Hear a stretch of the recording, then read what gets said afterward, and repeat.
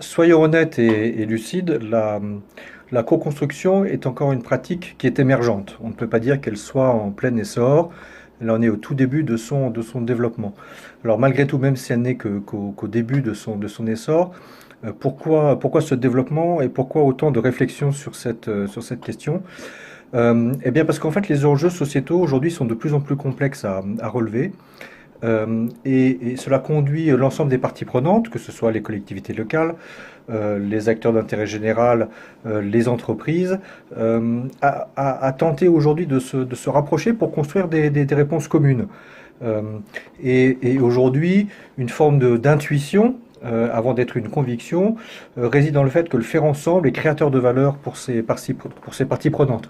Si on prend l'exemple, par exemple, du retour à l'emploi des personnes aujourd'hui atteintes de troubles psychiques, on voit bien que si on est capable de mettre autour de la table et de faire travailler ensemble les associations de terrain, les entreprises et les personnes atteintes de ces troubles psychiques, on voit bien que c'est à la confluence de ces regards, c'est la confluence de ces partis pris et des positions que peut avoir chacune des parties prenantes, que l'on est capable d'inventer la co-construction. Alors, est-ce que la co-construction va de soi? La réponse à cette question, elle est simple, évidemment non. Pourquoi? Parce qu'elle se heurte aux habitudes, elle télescope les idées reçues que chacun peut avoir par rapport à l'autre partie prenante. Je crois que j'ai pas besoin de développer le regard que le secteur associatif peut ou pourrait avoir vis-à-vis du monde de l'entreprise et de manière réflexive, le regard que les entreprises peuvent avoir vis-à-vis des acteurs de terrain du monde associatif, coopératif ou autre. Alors, chez Co, depuis 4 ans, nous essayons d'être des praticiens de cette co-construction.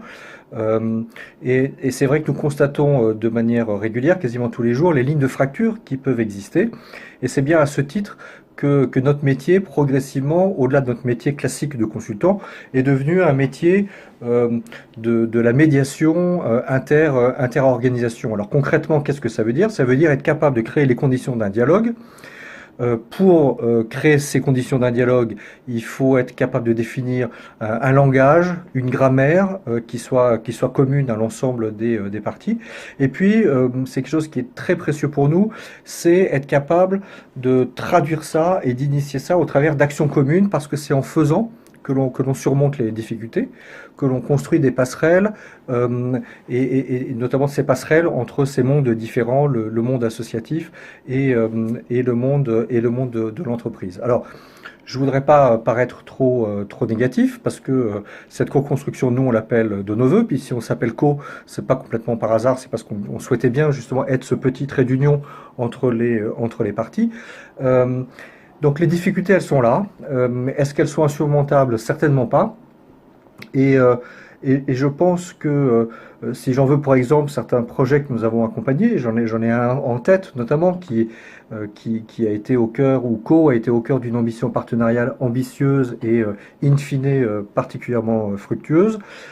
Ça a été le travail que nous avons mené avec l'acteur de référence en matière de lutte contre le mal logement et un grand groupe de protection sociale. Donc c'est ces 3 années de travail qui ont été parfois difficiles, avec des hauts et des bas, mais qui ont permis de produire aujourd'hui une réponse innovante de structuration, de soutien à la structuration des acteurs du mal logement en France. Donc le jeu en valait la chandelle. Je pense qu'aujourd'hui les parties prenantes sont toutes satisfaites de leur engagement dans cette co-construction. J'ai cité cet exemple-là, j'aurais pu en citer d'autres.